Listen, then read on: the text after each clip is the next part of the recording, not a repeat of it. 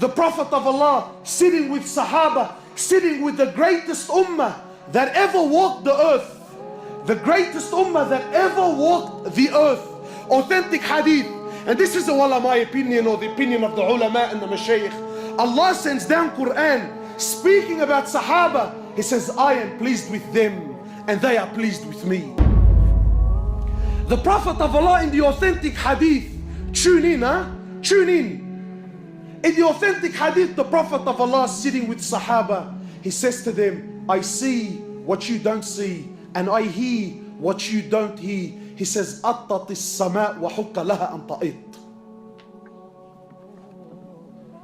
He says, the heavens have squeaked, and they have every right to squeak.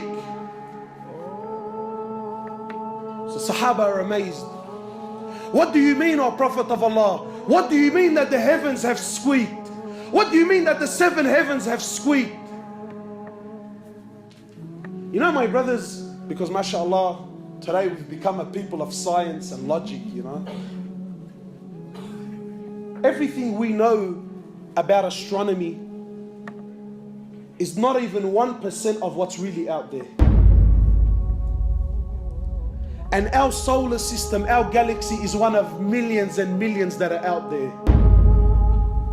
And in our solar system alone, in our galaxy alone, one of the scholars was saying, he says, there are so many stars in our galaxy alone. I'm not going to tell you what's, ours is one of millions. So never mind the millions, our one alone. He says in our galaxy alone, there are so many stars. You know, the sun is one of the smaller stars that are in our galaxy. And the sun alone is millions and millions of times bigger than the earth. So the scholar is saying, if we were given 1 second to name every single star that is in our galaxy, you ready for this? You will need 300 trillion years and you wouldn't name every star that is in our galaxy. And all this is in Samawat al-Ula, is in the first heavens. The Prophet of Allah is saying the 7 heavens have squeaked and they have every right to squeak. Why? Why, O Prophet of Allah? Why have they squeaked? You know, sometimes you put a lot of weight onto something, so it starts making noise, it starts giving way because it can't carry the load. The Prophet of Allah says the 7 heavens can no longer carry the load. The load of what?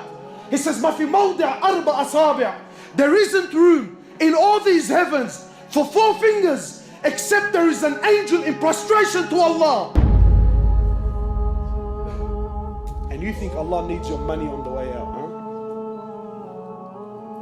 You think Allah cares whether you pray or you don't? There isn't room for 4 fingers in all the heavens except there is an angel in prostration to Allah.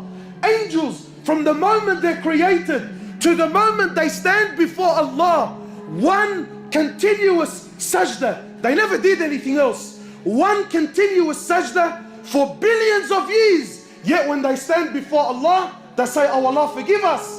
Forgive us, Ya Allah, for we did not give haqq to your ibadah. We didn't give rights. We didn't worship you the way you should be worshipped. And you and I think that Allah needs us. People walking around with a big chip on his shoulder, with an attitude. My brothers, Allah Azza wa Jal doesn't need anyone. Allah doesn't need anyone. In the Hadith Qudsi, in the authentic Hadith, Allah Azza wa Jal, He says, Ya ibadi, and my slaves, every single one of you is hungry except whom I feed. Every one of you is hungry except whom I feed. Today when you go to buy a meal, you think I bought this meal. No, you're wrong, Allah fed you. So people start looking at their meals and he starts having pride and arrogance. That I don't eat this and I don't eat that. I only eat specific foods. Brother, it's Allah that feeds you.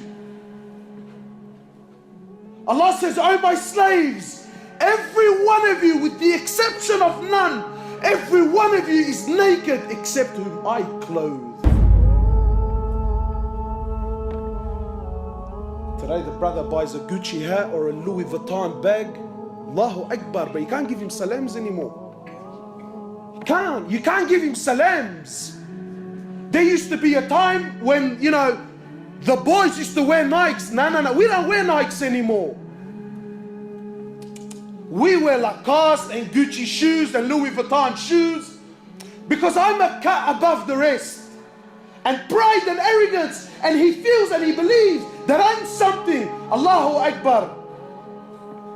Now all of your wealth has become what your shoes are. What? So if your shoes are something, then you're something. Now the Muslims, he looks at his clothes and his watch and the car he drives, then he judges where he fits in society. He says, oh my slaves, every one of you is naked except whom I clothe. And oh my slaves, every single one of you is lost except whom I guide.